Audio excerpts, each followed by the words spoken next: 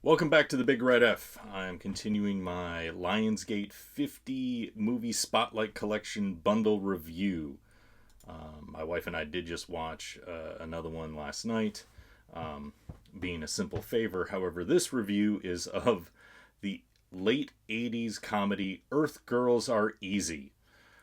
It was released in May of 89. I give it 2.5 stars. In terms of was it my first time watching it? No, it was definitely not my first time watching it.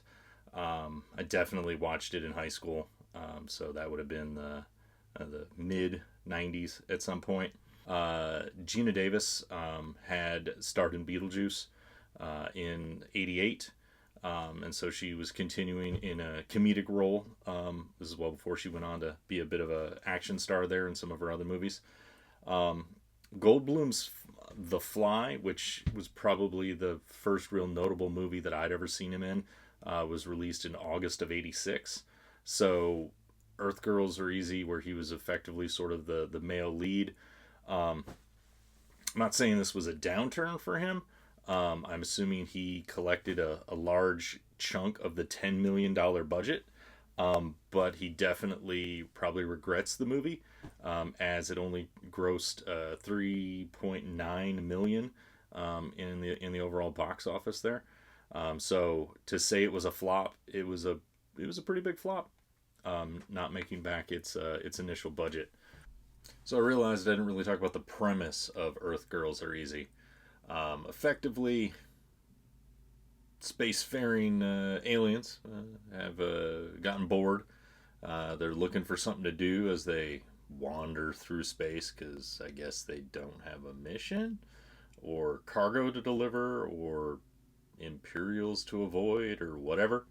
And they lock on to some signals from Earth and manage to crash their ship into a swimming pool because, well, they're spacefaring alien men, and they're tired of being cooped up in a small spaceship and want women. Again, classic '80s. So they land in this swimming pool. Geena Davis jumps in to investigate this spaceship that just seemingly happens to fit in most of the pool. Bonks her head and starts to drown. Um, Goldbloom jumps out, has to go through a whole enlarging sequence, which I'm sure was a huge part of the $10 million budget. Had to go through this whole enlarging sequence to get out of the ship and then bring her back in a shrinking sequence. And anyway, the ship is damaged and they have to drain the pool to repair the ship. And basically, I don't know, they couldn't get enough rice. Maybe the iPhone rice trick wasn't known back in the '80s for if you get electronics wet. Um, but again, thoughts for the sequel. Maybe they have to order rice and wait for it all to get delivered. I don't know. Or not the sequel, but the remake. Anyway, while they're waiting for the pool to get drained by a haphazard, shiftless pool guy who just does whatever he wants, whenever he wants, they go to clubs. They've learned English off the cable television, much like Johnny Five, and are, well, trying to get laid. Anyway, the love ensues. Oh, throughout this entire thing, Geena Davis's character is dating a doctor who is a terrible person, just a terrible human being, is cheating on her.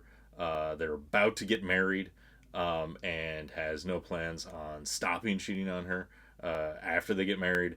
And she is just trying to figure out how to win him back.